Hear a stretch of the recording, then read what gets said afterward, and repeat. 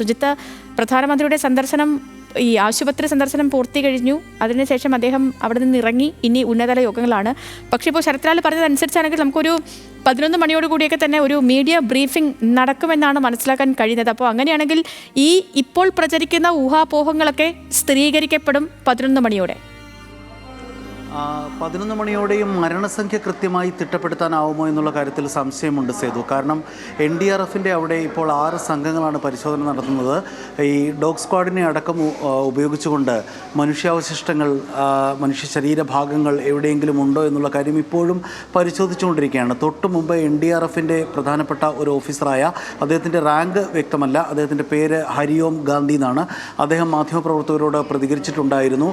ഈ പരിശോധന പൂർത്തിയാകുന്നത് വരെ എത്ര പേർ മരിച്ചു എന്നുള്ള കാര്യത്തിൽ സ്ഥിരീകരണം പറയാനാകില്ല എന്നാണ് ഉത്തരവാദിത്വത്തോടെ ആ ഉദ്യോഗസ്ഥൻ പറയുന്നത്.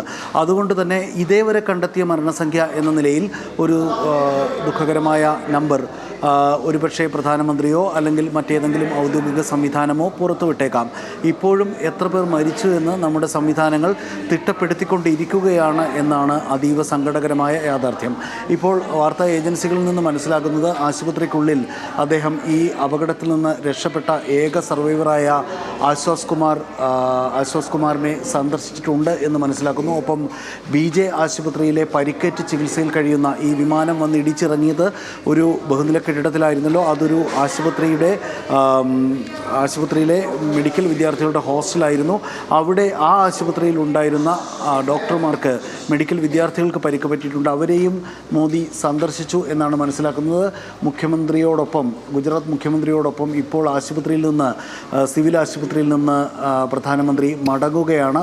ഒപ്പം NSGയുടെ ഒരു സംഘം ഇപ്പോൾ ഈ അപകട സ്ഥലത്തെത്തിയിട്ടുണ്ട്, നാഷണൽ സെക്യൂരിറ്റി ഗാർഡിൻ്റെ. ഒപ്പം മറ്റൊരു കാര്യം, ഒരു ഫോറൻസിക് സംഘം കൂടി ഇപ്പോൾ ഈ ക്രാഷ് നടന്ന ദുരന്ത സ്ഥലത്ത് എത്തിയിട്ടുണ്ടെന്ന് അറിയുന്നു. 6 സംഘങ്ങളാണ് അവിടെ പരിശോധന നടത്തിക്കൊണ്ടിരിക്കുന്നത് എന്നാണ് ഏജൻസികളുടെ ഫീൽഡിൽ നിന്ന് ഞാനിവിടെ നിന്ന് മനസ്സിലാക്കുന്നത്. അതിനോടൊപ്പം ഒരു സംഘം കൂടി ചേരുന്നു എന്ന് നമ്മുടെ പ്രതിനിധി ശരത്ലാൽ സംഭവ സ്ഥലത്ത് നിന്ന് തന്നെ റിപ്പോർട്ട് ചെയ്തിട്ടുണ്ട് അല്പം മുമ്പ്. അതായത് അപ്പോൾ 7 സംഘം NDRF, അതേപോലെ NDRFൻ്റെ കൂടുതൽ ഡോഗ് സ്ക്വാഡുകൾ അടക്കം അവിടെ പരിശോധന നടത്തിക്കൊണ്ടിരിക്കുകയാണ്.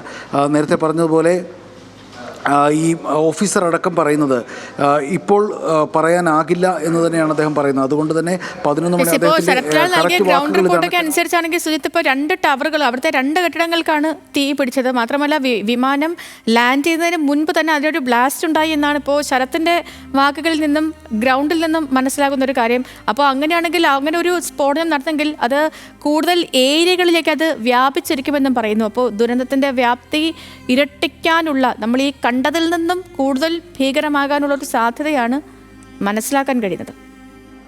അതെ സേതു, ഇപ്പോൾ ഈ വിമാനം പൊട്ടിത്തെറിച്ചു എന്നുള്ളത് യാഥാർത്ഥ്യമാണ്. അത് ഭൂമി തൊടും മുമ്പാണോ ഭൂമി തൊട്ടതിന് ശേഷമാണോ എന്നുള്ളതിനെ സംബന്ധിച്ച് പലതരം അനുമാനങ്ങളൊക്കെ വരുന്നുണ്ട്. അതൊക്കെ ഈ ഒരു ഫോറൻസിക് പരിശോധനയിൽ വ്യക്തമാകേണ്ടതാണ്. ഏതായാലും ഈ എയർക്രാഫ്റ്റ് പൊട്ടിത്തെറിച്ചു, അതിൽ പൂർണ്ണമായും ഇന്ധനം നിറച്ചിരുന്നു. അതായത് വലിയൊരു ബ്ലാസ്റ്റ് ഉണ്ടായിട്ടുണ്ട്. അപ്പോൾ ശരീരഭാഗങ്ങൾ ദൂരേക്ക് തെറിച്ചു പോകാനുള്ള സാധ്യത എന്തായാലും ഉണ്ട്. അതുകൊണ്ടാണ് ആ പരിസര പ്രദേശങ്ങളിലടക്കം ഇപ്പോൾ പരിശോധന നടക്കുന്നത്. ഒപ്പം കെട്ടിടങ്ങൾക്ക് തീ പിടിച്ചിട്ടുണ്ട്. വലിയ ഒരു ബഹുനില കെട്ടിടം ാണ്. അതിൻ്റെ 2 നിലയെങ്കിലും ഒരു നില പൂർണ്ണമായും തകർന്നിട്ടുണ്ട്. താഴേക്കൊക്കെ വലിയ അപകടമുണ്ടായിട്ടുണ്ട്. അതിനുള്ളിലുണ്ടായിരുന്നവരെ കാണാതായിട്ടുണ്ട്.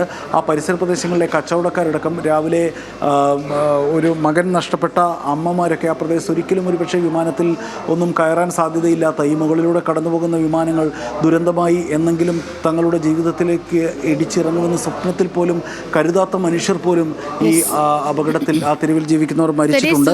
അപ്പോൾ അതടക്കം ഇന്നത്തെ നമ്മുടെ ഏറ്റവും വലിയ കാഴ്ചയും ദുരന്ത മുഖവും ഒക്കെ അവിടെ തന്നെ നിൽക്കുകയാണ് നമ്മൾ. ഒരു വലിയ ദുരന്തം, ആ ദുരന്തത്തെ അതിജീവിക്കാൻ കഴിഞ്ഞിട്ടില്ല. ആ ദുരന്ത മുഖത്തേക്ക് പ്രധാനമന്ത്രി നരേന്ദ്രമോദി നേരിട്ടെത്തി. ആ ദുരന്ത ഭൂമി അദ്ദേഹം സന്ദർശിച്ചു. അതിനുശേഷം അദ്ദേഹം ആശുപത്രിയിലെത്തി. ആശുപത്രിയിൽ പരിക്കേറ്റവരെ ഒരുപക്ഷെ അദ്ദേഹം നേരിൽ കണ്ടിരിക്കാം, വിവരങ്ങൾ അറിയില്ല. ആശുപത്രിയിലെത്തി അദ്ദേഹം ഡോക്ടർമാരുമായിട്ടൊക്കെ സംസാരിക്കുന്ന ദൃശ്യങ്ങളൊക്കെ നമ്മൾ കണ്ടതാണ്. അതിനുശേഷം അദ്ദേഹം പുറത്തിറങ്ങി ആ വാഹനവ്യൂഹം നേരെ ഗസ്റ്റ് ഹൗസിലേക്ക് പോയി എന്നാണ് മനസ്സിലാക്കാൻ കഴിയുന്നത്. ഉന്നതതല യോഗം അടക്കം അവിടെ നടക്കുന്നുണ്ട്. ഒപ്പം തന്നെ ഒരു മീഡിയ ബ്രീഫിംഗും ഇന്ന് ബന്ധപ്പെട്ട അതോറിറ്റീസ് നടത്തും എന്ന് മനസ്സിലാക്കാൻ കഴിയുന്നു. അപ്പോൾ നമുക്ക് ഒരുപക്ഷെ ഈ മരണസംഖ്യ ഒഴികെ മറ്റു കാര്യങ്ങളിലൊക്കെ ഒരു സ്ഥിരീകരണത്തിലേക്കൊക്കെ എത്താൻ സാധിക്കുമെന്നാണ് മനസ്സിലാക്കാൻ കഴിയുന്നത്.